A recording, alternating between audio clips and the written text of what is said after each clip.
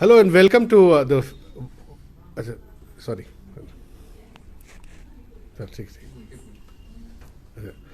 Hello and welcome to the Wire's Facebook Live to discuss the outcome of 4 state assembly elections. And we have with us Hartosh Bal, a very well-known political analyst, political editor of The Caravan. And before we start discussing the results, I would request the viewers to please sending in their questions as and when they feel like, and we will try to make this as interactive as possible. And please don't hesitate to send in your questions. Now, so we'll start our discussion. So, Hartosh, what is the bigger message coming out of these four state elections? Of course, stunning performances by Mamata and Jayalalitha and BJP in Assam. But generally, how do you see the big picture? See, I think specific results already have been discussed in some great detail by people. Yeah. And some points have been made which are fairly obvious. One is that, of course, for the BJP, this is a boost, especially after recent performances. And their entry into Northeast. Entry into the Northeast, a presence in Kerala, they are getting a national footprint. Yeah. But importantly, it's also, I see it as a 6-month interregnum in which Modi has a chance to do something. Because by the time UP comes, the political discourse is going to change again. Yeah. We just have that much time to work with it. There will be the monsoon session, there will be another session. Legislatively, that is all that is possible. What has changed is perception. Numbers in the legislature are not changing. Rajya Sabha, there are no great changes as a result. Yeah. It is just the ability to resist what Modi will push through now does not lie with the Congress but the regional parties, because Mamata has been strengthened, Jayalalitha has been strengthened. So people who are saying necessarily that the GST will go through, I don't think it is so clear. Jayalalitha has... Because the AIDMK has a view on GST. Very strong view. Very strong view. Yeah. And in some senses, she is likely to stick to it till some great concessions are made by Modi. Yeah. And so far, he has shown no ability over the last 2 years to make concessions to reach out to any opposition. Yeah. And tell me, do you think Mamata's stunning victory would make her more independent of the centre and make her more confident in dealing with the centre? Oh, certainly. I mean, we all know Mamata. Because BJP was hoping that even if she wins, she doesn't get a big majority, by a reduced majority. A weakened Mamata would have suited the centre better. Absolutely. And that hasn't happened. Neither is there a weakened Jayalalitha to deal with. They've both been strengthened rather than weakened. So one big picture conclusion, Hartosh, is that regionalization of Indian polity is alive and kicking. Absolutely. So regional parties are consolidating, doing very well. And the opposition to the BJP, as it did during many phases of Congress rule, is coming from these regional alliances, the possibility of a regional alliance. Of course, the one stumbling block that we can already see for a large-scale regional alliance is the presence of very strong leaders, all very strengthened. So there is a Nitish, there is a Mamata, there is a Jayalalitha. These are not people who get along easily with each other. So there is that problem also pending. Really, and the other story, which is part of a continuing narrative, is the Congress. And I think... and Congress is losing ground day by day. Day by day. And so if you look at these two results, none of them is unexpected. 3-time anti-incumbency in Kerala, parties switch after each election. But put this together with the past and what you have coming up in the future. You have UP and Punjab. And Punjab, I think, will be the last test of the Congress's ability to survive. I won't say last, but real test. There, you are facing a ruling party which is hugely unpopular, and yet you are in no position to take over. You've lost everything going into that election. So I think the Congress really has to think out of the box. I personally have written of the Congress for the past year and a half, and I have seen nothing that changes that. Do you think the Congress is not being proactive, which is very, very apparent? Do you think the Congress is just waiting for BJP's 15-year anti-incumbency to play out in states like Gujarat next year and subsequently in Madhya Pradesh and Chhattisgarh? In a sense, a lazy kind of politics? Certainly a lazy kind of politics. It has revived parties before because, I mean, it's a question of getting a headwind. After all, the BJP is getting a tailwind from the very fact that a 3-time incumbent chief minister has been voted out and the BJP has come in. And the Congress can expect something similar with a national election. In some senses, the Congress on its own will be no stronger than any of the regional parties on their own. They cannot be the center or the core of an alliance. They will just become one other party in an alliance. So in a sense, they're really getting reduced to the strength of possibly a regional power. Absolutely. Which had already happened in 2014. Okay. Tell me, Hartosh, coming back to Bengal and Tamil Nadu, I visited both the states, and one thing that struck me as very, very interesting is that both Mamata Banerjee and Jayalalitha had delivered welfare programs in a very focused way to rural areas, and it was kind of micromanaged to the last details in everything. And it seems to me that in times of growth recession, growing unemployment, rural incomes falling, I think this focused delivery of welfare schemes, do you think might have worked? Well, you've seen this yourself, Venu, and you've written about this. Nitish is an example himself. Yeah. And I think even within the ruling BJP government, this churning is going on. Yeah. They are attempting to recast themselves from this great liberalization party to a party that reaches out and delivers. But they have various pulls and tugs and no clarity on how to go about it. I think Mamata and Jayalalitha and Nitish have actually figured out the way that works practically. The final test of this, you will see, is with the Badals, who also deliver freebies and programs to similar sort of an electorate, but they do it in ways which are not so efficient and are far more populist. Exactly, that's what I thought. There's a generalized judgment on freebies, I think doesn't work in Indian politics, because Tamil Nadu's freebies are different from say UP's freebies, or as you said, Punjab's freebies. So, and it seems to me that Jayalalitha's welfare programs were delivered very targeted at women, Scooters, for instance, at 50% discount, mostly girls ride scooties. Grinders, free grinders were probably aimed at releasing women from hard labor of doing, grinding butter in a non-mechanized grinding. Similarly, thali pendant, gold pendant for extra 4 grams. Maternity. In Tamil Nadu, by the way, there is near 100% strike rate for in rural Tamil Nadu for delivery for women to deliver the children in government run hospitals. The government pays 12,000 rupees per delivery as subsidy, and these things work there. Now it's a welfare state which in a sense would resemble the welfare state of some of the more developed societies. So does that work? Well, I mean, see, you're pointing to something very interesting, and targeting gender, I think, is getting to be something that Indian politics is realizing. Nitish has done exactly the same thing, and it has worked very well for him. It has led him to this step of prohibition as well, which is again playing on to gender considerations. And so how this is going to play out, this segmentation of voters in terms of gender and demographics is getting to be quite interesting. There are parties which are appealing to certain segments. We've seen it in Punjab, we are seeing it in Delhi, that the AAP has an ability to reach out to a younger demographic through the various messages that it delivers, some well, some not too well. There is this question of gender which Jayalalitha and Nitish have shown. So I think more and more we are also going to see governance and delivery and policies programmed in a certain way that you get the kind of demographic that will deliver you a result. And that may be different from your old caste. It will play a part, obviously it always does, but it may not be exactly the same as that caste demographics that we've always dealt with. Okay.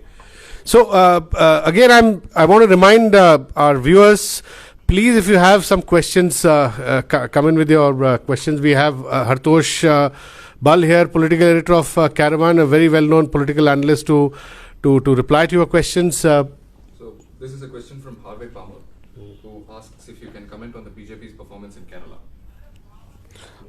In fact, first I'd hear from you, Venu, because you have actually been there recently, and then I'll add. See, BJP's performance in Kerala has improved, and we must recognize that BJP is increasing its vote share in Kerala, but it is still far away from being a decisive player in Kerala. So Kerala continues to swing between a Congress-led alliance and a left-led alliance. That's partly because 45% of Kerala's population is constituted by Muslims and Christians. The RSS has been working very, very hard in Kerala for a long time. The Palakkad Corporation, the municipal elections, BJP won some time ago, which was a big gain for BJP. The Trivandrum Corporation, BJP came number 2 some time ago, and they have increased their vote share compared to what they had during the Lok Sabha. Lok Sabha they had 10%, but during the local elections, corporation, municipal elections, BJP went up to about 14%. So I think there's steady gain for the BJP, but still a little away from being a decisive player. Well, and there's also a long-term story going on. Looking at Kerala, it would be impossible to say this, but the national decay of the Congress at some point is going to touch every state. And the real opportunity the BJP sees, I feel, is looking into the future, where the decay of the Congress will start hitting units like Kerala itself, which seems difficult at the moment. In that situation, with the LDF ruling, it will be at some point the BJP which will then become a natural opposition if the Congress cannot sustain itself, or unless it's reduced to a regional party in Kerala. Yeah. So I think this is going to happen in a lot of states where the BJP is establishing presence with the long-term view of replacing the Congress as a natural alternative to a regional party. Okay, so Congress on a slippery slope. Any further questions? Yeah, this is from Abhinay Sinha. Is Congress now ready to give away the leadership of Rahul Gandhi? This is Hartosh has said a lot on this subject, so I'll request Hartosh to come again on this. Look, the death or decline of the Congress is a complete direct reflection on the lack of ability of Rahul Gandhi. And the Congress party has no meaning outside a party led by the family. We've seen that over and over again. It is built around the cult of the family. It lives on the cult of the family. It depends on the family to deliver. And finally, we've reached the point where we have a member of the family who can neither be the center of the cult, neither can he deliver, neither does he have the means to actually politically go out and lead the charge. And that if there is decline and inevitable decay of the party, that is directly connected to the fact that at this crucial juncture, the man seemingly in charge, because he never takes charge, is Rahul Gandhi. Hartosh, do you think, I'll add a bit to what you said, do you think Congress now really needs to work in a very decentralized way and really encourage regional leaders? Like recently, the way they handled Uttarakhand when the government was dismissed and Harish Rawat really sort of handled the entire crisis alone, and he told the central leadership, which is Rahul Gandhi, not to come to Uttarakhand, nor did Sonia Gandhi go to Uttarakhand. Now, Siddaramaiah, the last probably standing state leader besides Uttarakhand, also fairly independent. So do you think the high command culture needs to be rethought in the Congress? Well, I think it is being rethought. It's because the high command is no longer playing its role. It lacks the ability to play that role and cannot do so. So what will be important to see? Because as you said, one of the things that will happen inevitably is that there will be Congress governments or likely Congress governments in states like Gujarat or purely because of 15-year and Madhya Pradesh. But then the kind of leadership that those governments will throw up will be crucial. If we are going to see the pattern of the centre repeated, and this has been the bane of the party, that you get another son, a Sachin Pilot sitting here, a Kamal Nath or a Scindia sitting there, then there really is no hope for the party. These people do not have, these are, despite the view from Delhi, these are people who can retain their own local constituency because of inheritance. But they really do not have the strength or ability to be pan-state leaders who will command loyalty all across. They rely on an inheritance, not on their personal ability. So what the party desperately needs are people who are grounded, who have not come up because they are part of a certain family and can take a message out, also deliver on politics in the way Rawat did in the state. Okay. So we have some more questions coming in, please. This is from Rekha Gupta Menon. Has Mamta won because she's doing good work, or is it because the CPIM has lost its bearings? Well, my sense is, I'll let Hartosh come in on this. it's very interesting. When I was in Bengal, I was speaking to some of the intellectuals there, professors. In fact, I spoke to one economist who was heading the state commission, finance commission, and they all told me that Mamta today has replaced the left in terms of the rural vote base is which used to be the left's, which in left's bag, today is with Mamta, and the urban bourgeoisie, the Bhadralok, are paradoxically supporting the left, and Mamta has all the rural folk, and this has happened because Mamta has, in a very targeted way, delivered welfare programs to the rural poor, and the people in Bengal are still somewhat relieved that they have been freed from the tyranny of the party workers, the aparchiks of the traditional left formations. Although some say that some of those have shifted to Mamta's party, but Mamta Banerjee, in my view, is still controlling them and not letting them go berserk. So to some extent, Mamta is playing a more sort of playing a dampening role on these decentralized syndicates, as they call them in Bengal. So I don't believe that today in Bengal these syndicates operate with the same intensity as they used to during the left regime. Also, I think there's a phenomenon that we see repeated in politics. It's not always the same. But for a long time, for example, a state like Bihar was ruled by the Congress.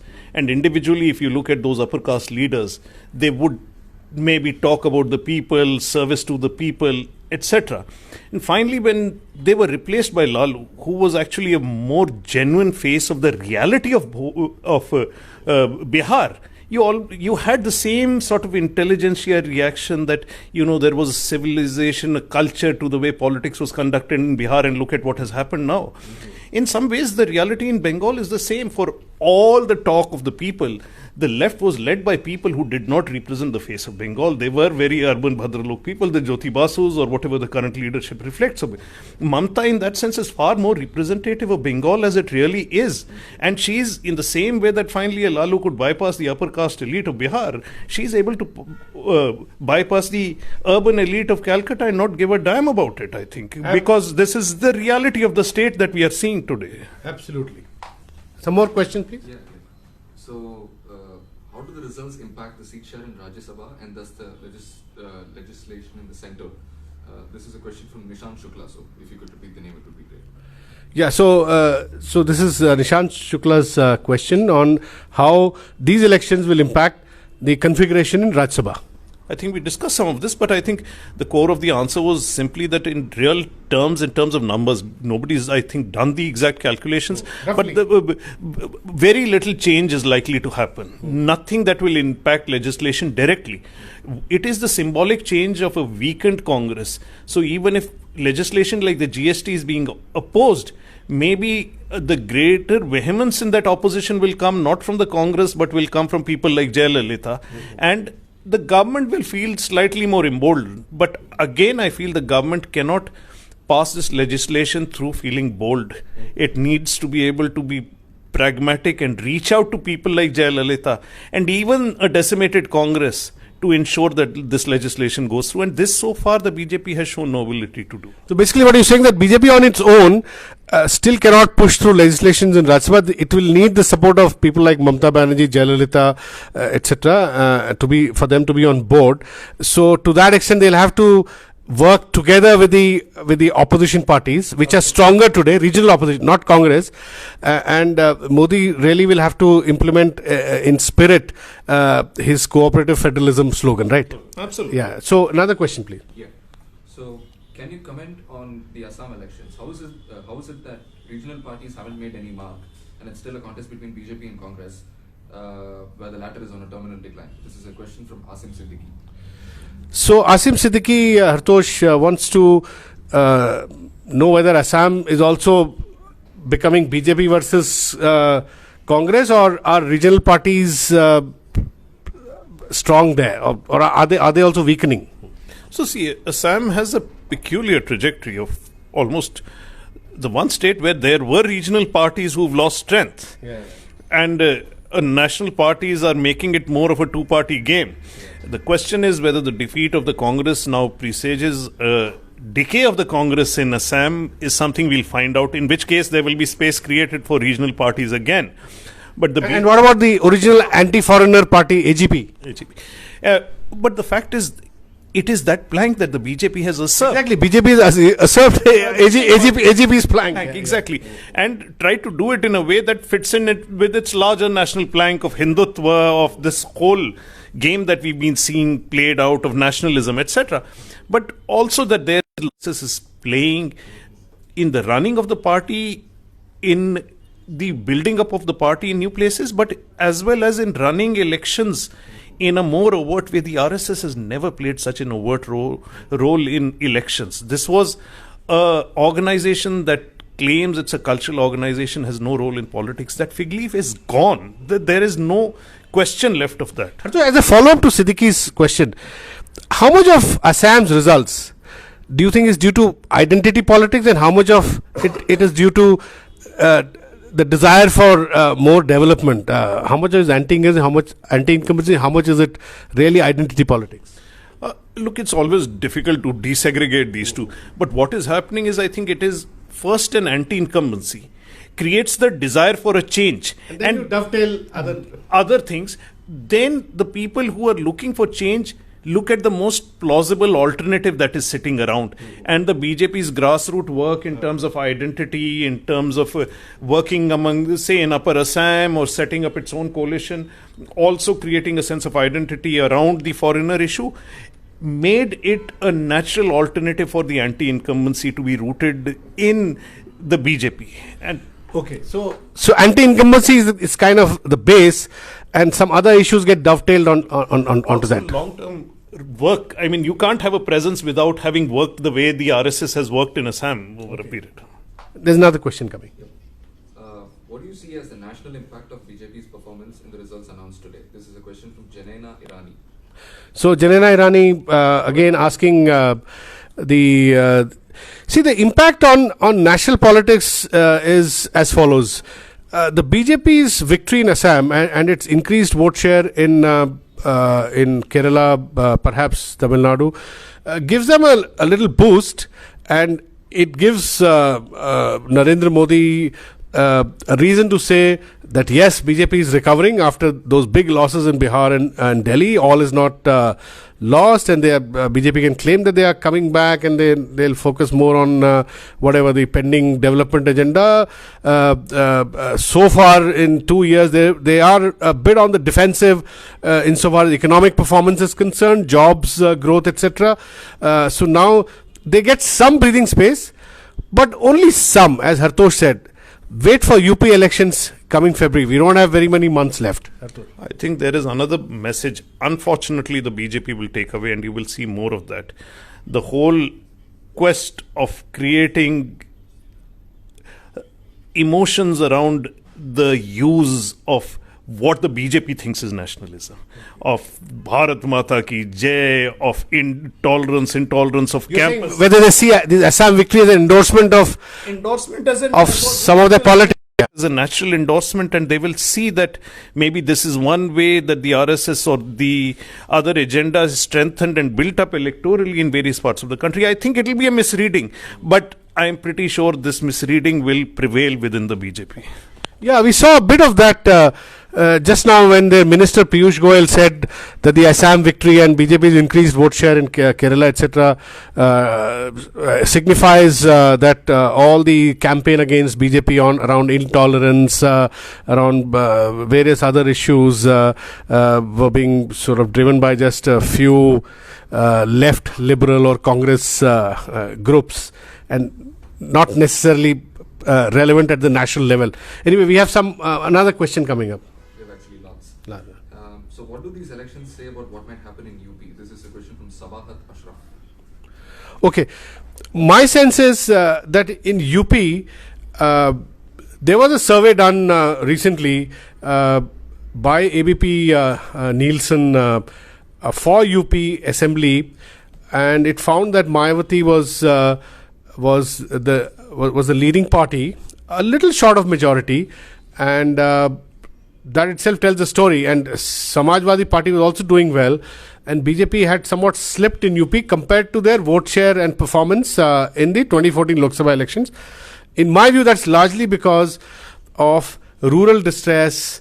The farmers are very unhappy in UP, especially the intermediate castes, the Jats who are essentially engaged in agriculture, have, in my view, have turned away from BJP, and the Dalits who voted in quite a bit for the BJP in 2014 are also now reconsidering their decision. So overall, my view is, unless BJP does something miraculous in the next, say, 8-10 months, UP, they have a challenge. Hartosh. I mean, see, clearly, I think people in UP are again hoping for something that is a constant cry, a kind of governance that they can rely on to some degree, and the Samajwadi Party has not been able to deliver, quite honestly, on that. Mayawati, even at the worst of times, was always seen as an able administrator, and a lot of people are returning to that fact more vehemently today. Obviously, her own vote base remains intact. It is not going anywhere. You put those two together, she becomes a formidable force in UP.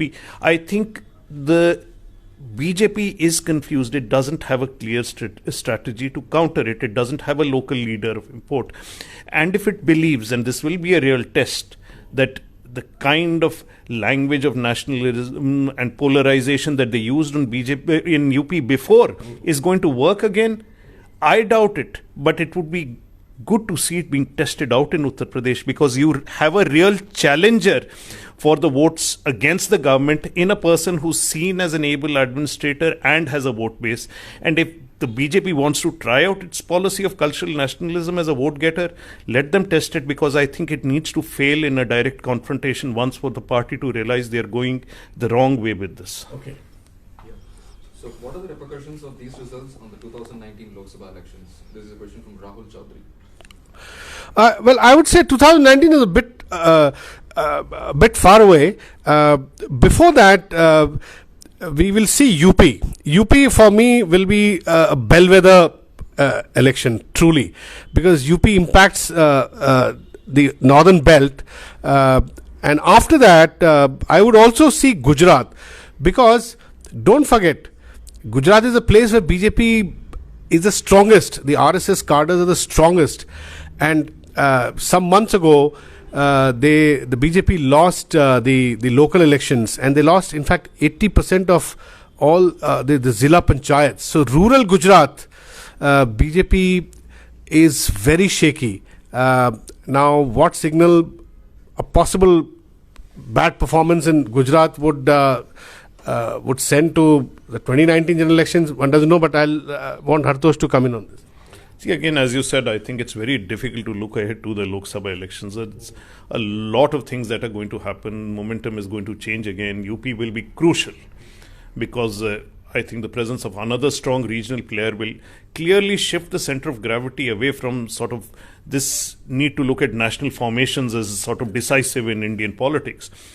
After that, you have those two-party states like Madhya Pradesh, Gujarat, and it is interesting to see that the Congress will gain from being the only other national alternative. It is in this context I want to say that for all its promise, I think one of the great failures of the AAP has been its inability to move into these regions which should have been in some ways natural for the AAP to move in a way it has managed in Punjab but has not managed in these states. And Gujarat will be crucial, because this is again a test of whether symbolic gestures, the politics of identity, can counter the real need for governance, because in the anger against the government is on issues of governance, and all amount of sloganeering and flag waving is not going to change that. So in that sense, it will be a good test. Yeah. What does Congress's loss symbolize for the opposition in India, and how do you see this impacting the nature of our democracy? This is a question by Janaina Irani.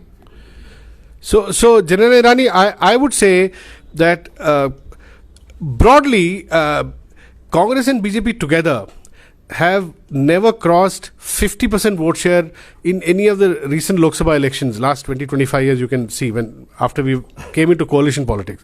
So what happens between Congress and BJP is the vote share, sometimes it shifts towards BJP. Like last elections, BJP got 31%, Congress was 19%, Lok Sabha election. But please remember, the regional parties together, they always retain 50% vote share, and they've been as strong as they were earlier. So in my view, in India, the real opposition parties are now the regional parties. The Congress has weakened as an opposition party, and even in Parliament, you would have seen that whenever there's a big contentious issue, a divisive issue that comes up, it is the regional parties who actually take the lead, whether it's Arvind Kejriwal or Mamata Banerjee. Congress alone is not able to do much in Parliament. Hartosh. See, as somebody who's naturally, from my own inclination, very critical of the BJP and the ideology it stands for, I think the best thing that can happen to this country is to see the complete decay of the Congress. And you can see it. The BJP is gaining politically only where it directly contests against the Congress. Assam is another indicator of that fact. The BJP has been unable to take on regional challenges well rooted in their states. And this still holds true, that narrative. And unfortunately, the Congress lingering on is only strengthening the BJP as the national alternative. It carries too much baggage. It is unable to respond to changes in the electorate. Finally, if we need another national alternative to the BJP to come up, it can't be built on the skeletons of a discredited party with a history of the recent past, which does not inspire confidence. Even people who do not want to vote for Modi do not want to vote for Rahul Gandhi. This is a fact of this country that we have to accept. So what we do need is a strengthening of regional parties, and possibly further down the line, an emergence of a real national alternative which will represent certain values which are antithetical to the BJP. The Congress cannot offer any of these. That's why BJP keeps talking about Congress Mukt Bharat, but doesn't talk about any other opposition party Mukt Bharat, because Congress plus BJP, as I said, 50% vote share, they roughly share 50% in a ratio of average 25-25. Sometimes BJP is 30, they are down. Sometimes Congress is 29, BJP is down. So this is the space that BJP wants to fill. Yeah. So the next is a super interesting question. So what has been the role of print media in these elections? Has has the digital medium influenced the voters in any way? This is a question by Shunya Sifar. Yeah. So Shunya Sifar, I would say that the print media, until 20 years ago, print media was predominant in terms of its ability to influence the mind of the voters. But today we have television. Television is playing a big role. It's also creating a lot of noise.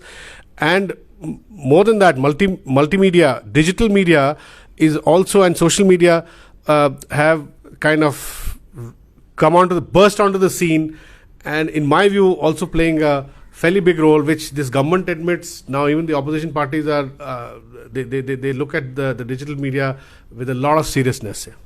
Look, I think it's a great question, because I have no idea as to the answer to that question. I would like to know the answer myself. I think this is something that is important, that is happening. I don't think we yet understand how the changes. At least we know that things are changing. The things are changing, but we don't know how, in what proportion are they changing. They're changing. The presence of regional news channels. It's not as if print media is not impacting votes in Assam or in Bengal. It's still happening. Kerala has a different dynamics. But this change, I think, is one of the most important changes, even for people who analyze elections or political parties, really to understand which are the mediums through which you can actually reach out to the electorate and make a change. I'm not very clear as to the answer myself. But Hartosh, in the US, when television elections, so to speak, started happening, Marshall McLuhan once said that Jimmy Carter, irrespective of what Jimmy Carter said or what his opponent said, Jimmy Carter came across as a face that was closer to that of the people. So he had a natural this thing with the people, you know. Well, Such things you think would have started happening in India? Well, it was, I mean, the first instant was the Nixon-Kennedy debate where Nixon was seen as the winner on radio and Kennedy on television. Exactly, yeah. But see, I mean, there's that old saying which is still true, that India lives in many centuries. So we don't have that clear distinction as to all of India has not moved from radio to television. Parts of this country are responding to print, part to radio, unfortunately, is not allowed to exercise influence, but responds to print. There are other parts that may respond to some... So basically, you're saying analysis has to be as fragmented as politics itself. Politics is, I mean, the same problems that bedevil exit polls or polling in this country will bedevil any kind of analysis of this sort. Yeah. Can you please comment on how the LDF could be different from the current government in Kerala? This is a question by Onkar Mandlekar. Okay. Well, LDF, in terms of policies, I don't see much difference between LDF and UDF. In fact, they are both broadly left of center, pro-public sector, especially in Kerala. I don't know where the LDF stands on issues like prohibition, but it's possible that LDF now will become far more they'll be far more focused on details in welfare program delivery, because one problem that Congress and left have had in recent decades is that they have broadly projected themselves as welfarist, but they've not really focused on details and going down to the micro level and going down to that voter, what he needs, which I believe parties like AIDMK, parties like TMC, Mamata Banerjee in West Bengal are more successful in doing. I think you've answered much of it, but I think I want to take off from something. This is the first mention we have of the left in this discussion. And I think to look at Bengal and the LDF together is to go within the CPM and look at a debate that is going to play out very strongly. Yeah. And it is between Yechuri's line of actually going with the Congress and his... And by the way, in Bengal, Congress has gained at the expense of left. Of the left. And of his opponents who clearly say that we have to go alone, more hardline.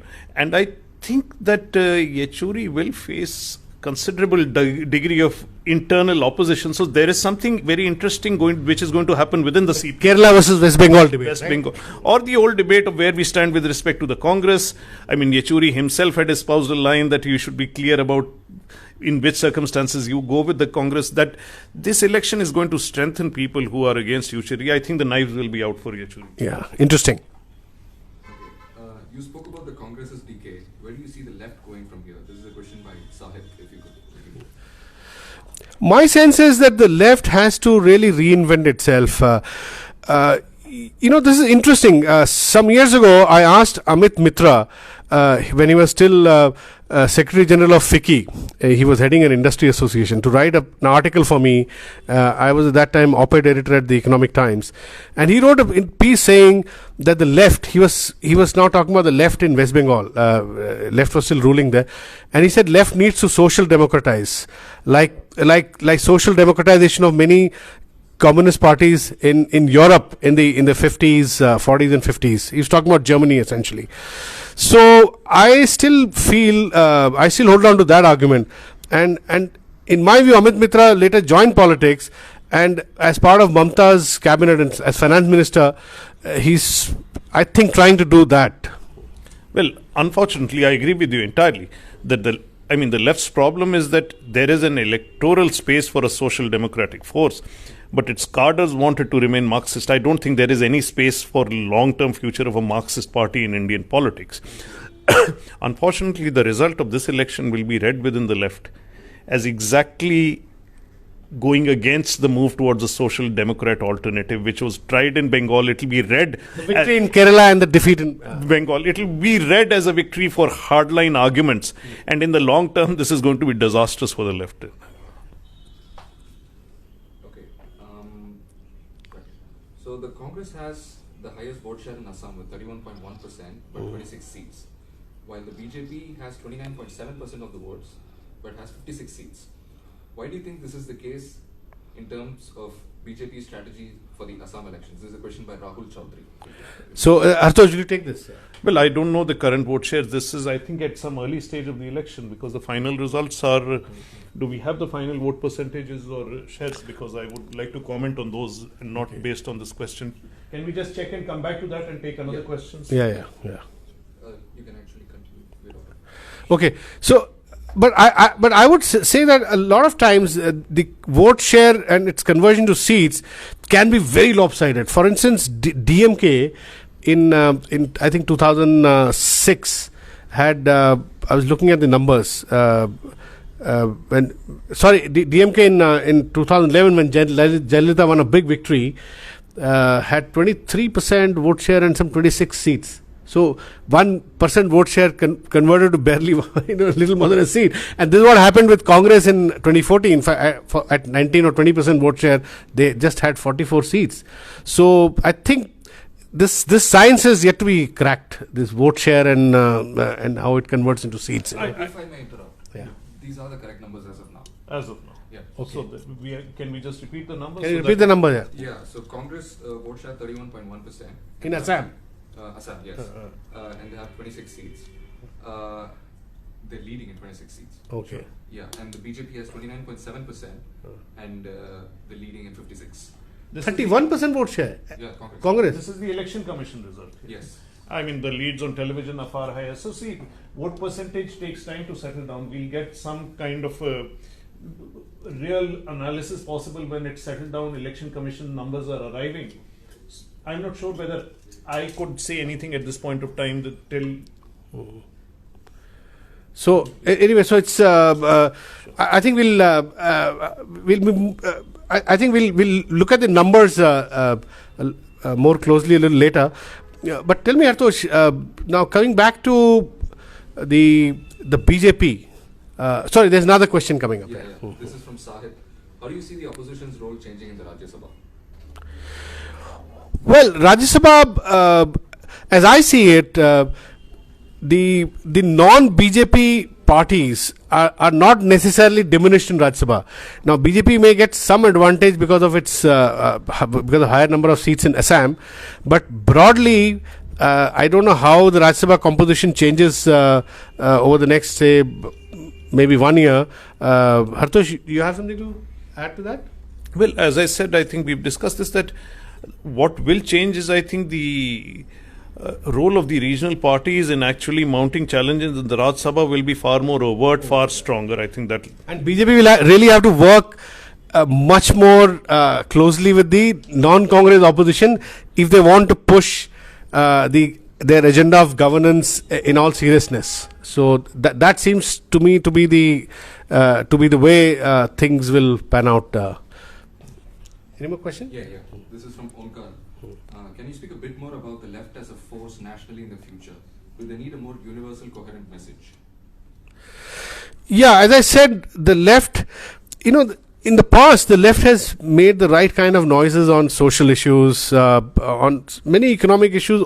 Also, the left has indeed has made very, very interesting interventions. For instance, I'll give you one example. It was the left party which really pushed for the crucial amendment to India's patents regime, intellectual property rights regime, which today allows us to do compulsory licensing of drugs and sell drugs much cheaper to people who need it, and even export it cheap to countries like Africa. Now, this was a very focused left intervention. Now, similarly, there are many other such interventions, but as I see it, the left often says the right things, but is never able to convert that into a larger vote base. For some reason, their organizational structure, etc., has been stagnating for some years. There is a messaging problem. Left is not able to reinvent its message in a way that it appears more inclusive and it gets more people into its fold. So that's a failing of the left. There's a leadership problem also. Left doesn't have really a charismatic leader today who's really risen from the grassroots, like the likes of Mamata Banerjee or what have you. Well, I think the left is also suffering from a crisis outside Kerala, and I think it's now true of Bengal also. There's a mismatch between the expectation of the cadre and the voter. The cadre is no longer representative of the voter, and the ideology being forced on the party by the cadre is not the ideology which is going to yield electoral dividends or what the electorate wants to see. The demand is clearly that there is a space. The AAP in different ways is responding to it. The left is not learning from it. When we say left, unfortunately, we have to mean the Marxist left in this country. But there is a space for a social democrat, left of center party, which is broadly liberal on many positions, is looking to the kind of focused interventions that we've spoken about by Jayalalitha or a Mamta in terms of economic policy. And we have nobody thinking in those terms at all because the left has no ability to respond to this demand. Is it also a case that this question was interesting? The person asked about the left. Now, I would say that if you purely go by the welfare programs and economic policies of, say, Mamta Banerjee, she is as left as is left, right? And there are other parties. If you look at Naveen Patnaik's policies, if you look at Nitish Kumar's policies, in India, I've covered elections for 30 years. I've never seen any leader get up on the stage and talk about productive capitalism. They've always spoken about socialism. So in that sense, there is a broad left culture in Indian politics. The left, the mainstream left or the Marxist left has not been able to get that space. Absolutely. And I think whether we like it or not, despite these elections which foretell a problem for the left, for all its populisms and the personality cult of a Kejriwal, the AAP, on the other hand, which is not a factor in these elections, but I think the broad view, if we are looking at left or left of center spaces, we have to see where that party evolves. And it is already showing signs of being now the only other party outside the National Party which could have a two-state presence. The left certainly no longer has a two-state presence.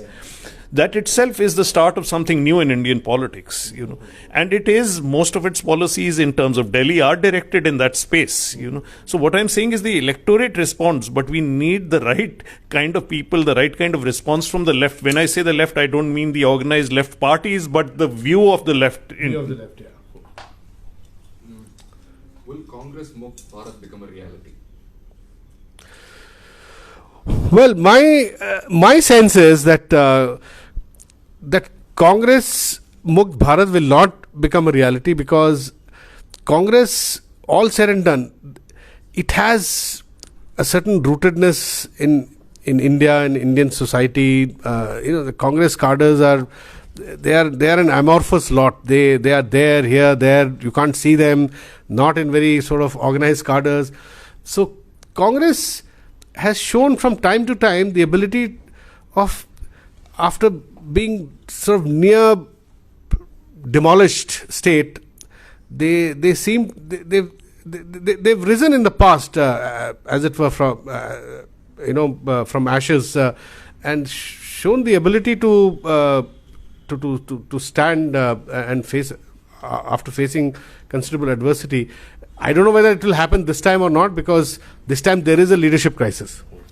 See, I think the death of the Congress is a slow and very painful process, both for the country and the party.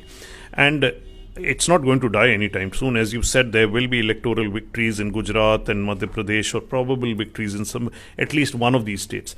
The Congress needs a patronage culture. It needs power to keep some of its cadre happy, to keep some money and posts coming in.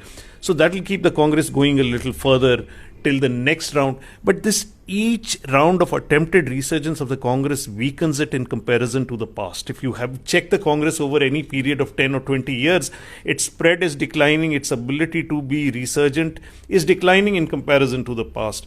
And this is a trend, I think, which is irreversible. That is. But do you think this trend could get somewhat reversed if Congress reinvents itself and a non-family-centric leadership emerges in the Congress, which is a tall order, but still, is that a possibility? I mean, in my view, I don't see what sense the Congress makes as a non-family-led party. It is the family, the Congress is the family is the Congress, which is part of its problem. Okay. Considering that Achyutanandan and Pinarayi are being considered as the probables for Kerala CM birth, and also considering that both of them are advanced in age, do you think that the left should move its focus on younger candidates now? And could that, in fact, act as a game changer for the left in future elections? Well, I don't think the left follows a certain protocol, as it were, and a certain hierarchy, and they are not known to sort of pitchfork young leaders at the level of at the leadership level, chief minister. So it's possible that Achyutanand, who's more than 90 years, he's 92, may not be the CM. CM could be Vijayan, who's supposed to be close to Prakash Karath, the CPM leader, and I don't think Vijayan can be categorized in terms of age, put in the same category as Achyutanand. He wouldn't want to see himself be described as old. But I think most likely Vijayan will be the CM, in my view. Yeah, but I think the question that we were talking of in terms of the left and its presence outside Kerala, I don't think that is simply a cosmetic question of the age of the leaders. I think we've discussed these issues before. It has to do with what the party believes, how it reaches out. In fact, again, the story of the left has been slow decay and death of the left, where in states where it had a significant cadre and presence. I'm not saying that they electorally won. Punjab is one good example where it slowly decayed away. And so there is no possible resurgence or growth of the left anywhere as far as I can see outside these two states. And even in Bengal, who knows after this election what is going to happen. Yeah. Is there a possibility of a third front in 2019 with Nitish plus Mayawati plus Amma plus Didi? Well, a third front possibility in India always remains because, as I said earlier, Congress plus BJP never crosses 50%. So the other 5 or 6 big regional parties are 50%, and there is always this configuration. Those people wanting to come to par at the center with one of the two who have 50% between themselves, as BJP and Congress. So it really depends on who in 2019 will have a greater vote share and greater seat share between Congress and BJP. At the moment, the way things are going, to me it seems even if Modi declines or BJP declines, they could still emerge as single largest. So a coalition in 2019, if it were to come to that, will again be one where BJP is dominant. Sure. I mean, when you say a third force, a coalition, I think that will be very real for the 2019. We'll definitely see it. But whether such a force can include all the 4 names that have been mentioned there and how you accommodate all 4 together or even accommodate any 2 of them together in the same coalition is going to be the interesting question. That's the real challenge. But arithmetically, Hartosh, if all the regional parties, hypothetically, if they strike a deal, then they could have a PM candidate from among them. It could be either Nitish, it could be anybody. And with Congress also being just a supporter, not as a leader of coalition. As you said, since Congress declined so much, if it doesn't recover, then it will merely become one small party, like a regional party, supporting a coalition. Look, if the BJP is to face a real challenge in the election, one possibility is, as you said, that there will be a reduced majority. Modi will have to be more accommodative. There will be allies and you will have a coalition government. How good Modi will be at that is a different matter. We'll see.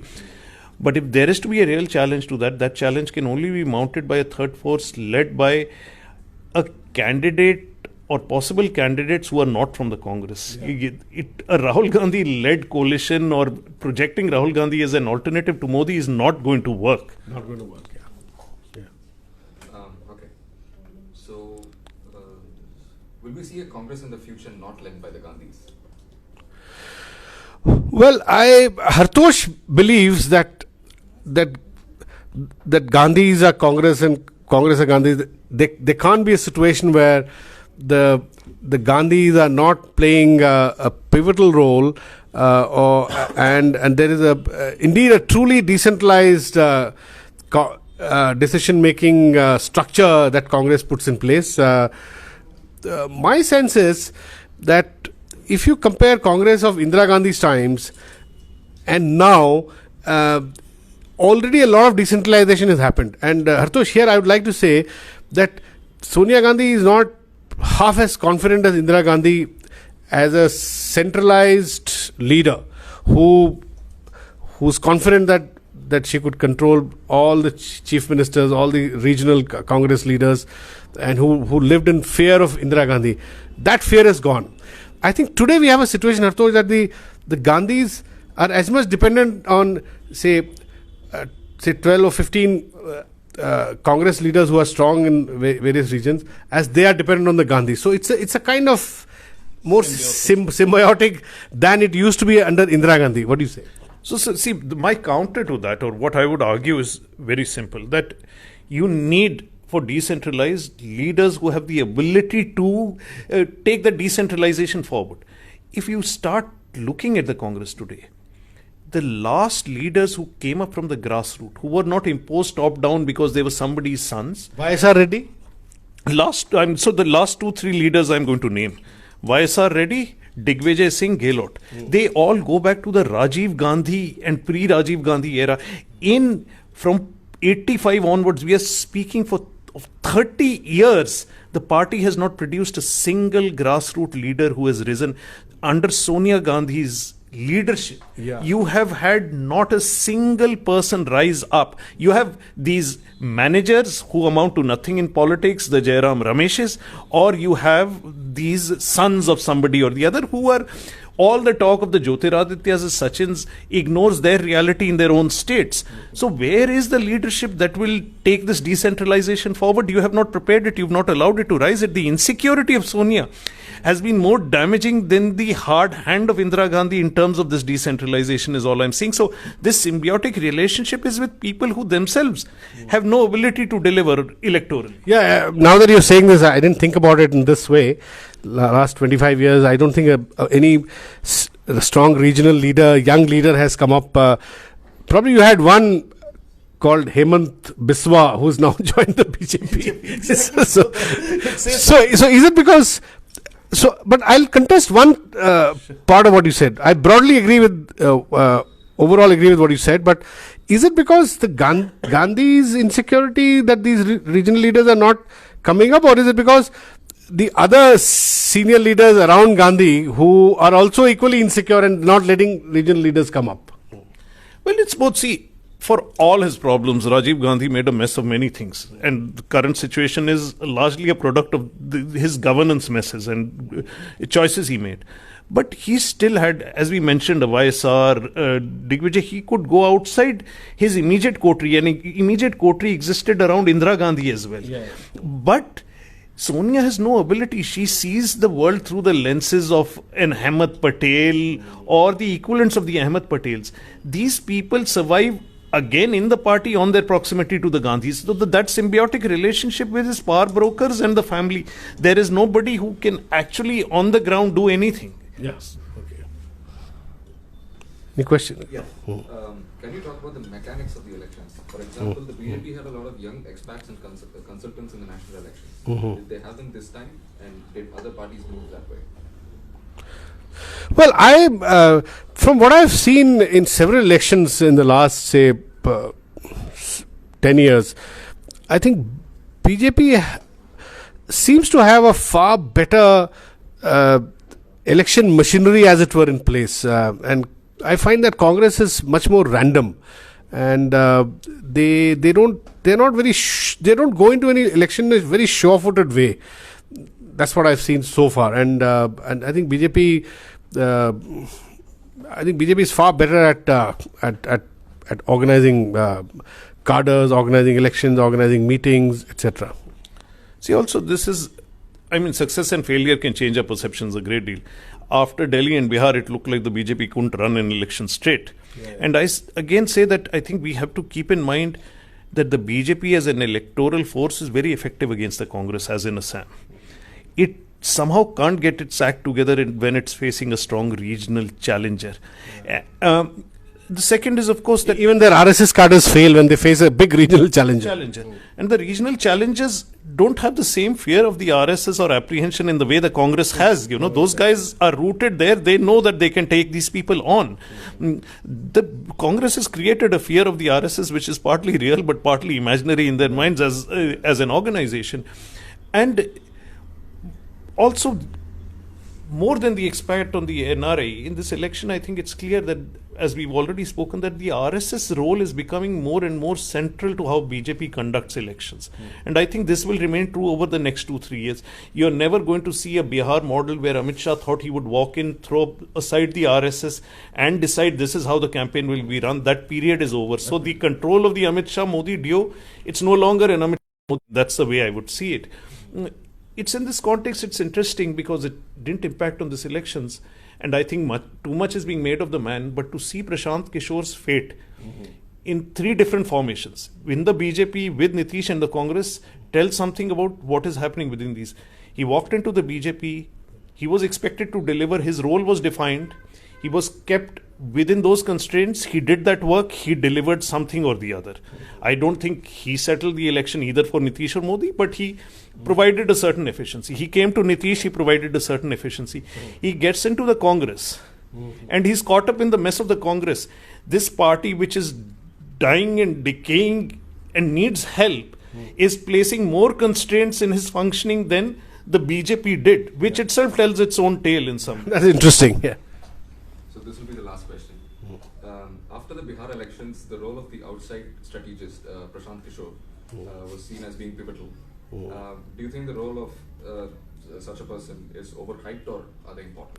Well, my view is that that it's overhyped because Prashant Kishore, smart guy, intelligent strategist. I'm not taking away his talents from him, but he's been lucky that he's been on the winning side so far.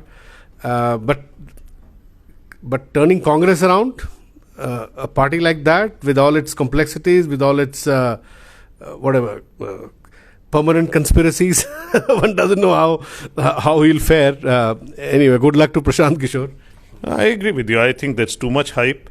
I think Prashant Kishore is a little too full of himself in a way that is reminiscent of Modi or Kejriwal without being an electoral representative himself. I think he picked 2 winning horses and claimed credit for their victories. And I think you will see his comeuppance both in Punjab and UP. For all the claims that are made, the real test will be to see what Prashant Kishore can do for the Congress in UP, which is a real challenge. Yeah. Sure. Yeah. We'll actually take one more question because it seemed fun. So let me just... was the BJP's trump card in Assam the Bangladeshi immigrant? Well, I don't think so. I think Bangladeshi immigrants was an important issue, but as Hartosh said earlier, it was kind of dovetailed onto a 15-year anti-incumbency which Tarun Gogoi was already facing. I think Tarun Gogoi knew that he was losing. It reflected in his great bravado yesterday where he gave a statement to some newspaper saying that he's winning the election and he stopped taking blood pressure tablets the last 2-3 days. He was that confident. So I don't think it was, you can put it to Bangladeshi immigrants alone, but it's an important issue because now that it's in the manifesto, I don't know what will happen to all the people who came after 1951. How will the new administration look at them? It will be very politically charged, in my view. Also, the other thing, from the vote percentages that are being thrown our way, and I haven't been able to look at them and the distribution across the state, I'm little wary of drawing large conclusions on the Assam elections yet. I mean, it's only when we get the how the vote share has been distributed. And if there is a large vote share for the Congress, why it translated so poorly, it will depend on how other factors, how the AUDF did, what the BJP. I think so that analysis has to yet wait and look at the actual vote share, because I think the seats themselves don't tell us the full story in terms of what happened on the ground, basically. Thank you, Hartosh, for joining us on the Wires Facebook. And I'll request viewers to please... you should come back to us. We'll hold more such chats and interactions with you. Thank you very much for being with us.